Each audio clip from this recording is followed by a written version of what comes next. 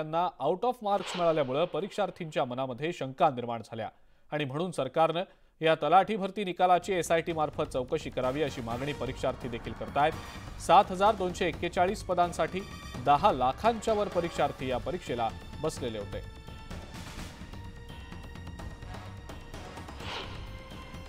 आता तलाठी परीक्षेचा निकाल लागलाय, पण त्यातही काहींना आउट ऑफ मार्क पडलेत। नेमकं काय प्रकार आहे आपण या विद्यार्थ्यांकडून समजून घेऊया। नेमकं काय प्रकार आहे, आउट ऑफ मार्क पडलेत? नुकताच राज्य सरकारने जो निकाल जाहीर केला त्याच्यामध्ये काही विद्यार्थ्यांना 200+ मार्क आलेले आहेत तलाठी भरतीमध्ये। तर याच्यामध्ये सरळ हा फ्रॉड आहे, स्कॅम आहे। त्याचं कारण असं की विद्यार्थी सहाय्यक जी टीम काम करते त्यांनी हे पुरावे सरकारला जाहीर केले की पेपर फुटला होता, अनेक शिफ्ट मधला पेपर फुटलेला आहे।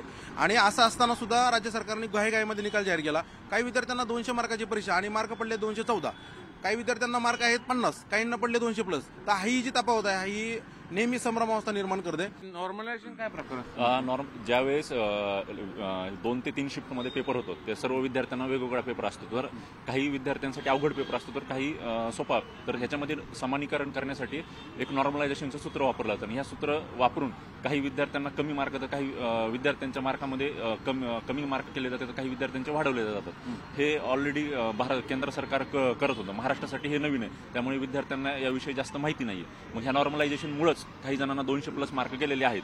काय तू पेपर दिला होता काय? हो, मी पेपर दिलेला आहे, पण ही जी संभ्रमावस्था निर्माण केली गुणवत्ता यादीमध्ये, राज्य शासनाने लवकरात लवकर तफावत दूर करावी आणि आम्हाला प्रामाणिक अभ्यास करणाऱ्या विद्यार्थ्यांना न्याय मिळवून द्यावा हीच राज्य सरकारकडे मागणी आहे।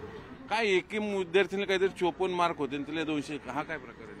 हा तो प्रकार सोशल मीडियावर व्हायरल होतोय की एका विद्यार्थिनीला तलाठी भरती आधी जी परीक्षा आली वन विभागाची त्यामध्ये कमी गुण आहेत आणि तलाठी भरतीमध्ये तिला 200 पैकी जास्त गुण आहेत। हे सोशल मीडियावर एक व्हायरल होतंय। आपण त्या बुद्धीची तुलना करू शकत नाही, हुशार असेलही मे बी, पण असे 48 विद्यार्थी आहेत की ज्यांना 200 पैकी जास्त मार्क आहेत।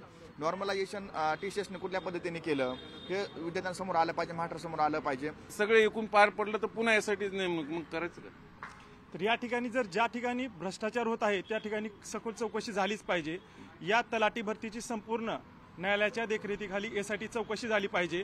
जे भ्रष्टाचार झालाय, पेपर फुटल्याचे अनेक पुरावे सोशल मीडियावर व्हायरल आहेत। अनेक ठिकाणी अनेक संघटनांनी पेपरचे पुरावे सुद्धा संबंधित एजन्सीला आणि संबंधित परीक्षा विभाग डिपार्टमेंटला दिलेले आहेत। हे चाललंय का? हे दुष्टचक्र थांबणार तर कधी? हाच सर्वात मुद्दा आहे। व्हिडिओ जर्नलिस्ट गणेश कदमसह चंद्रकांत पुंदे, न्यूज 18 लोकमत, पुणे।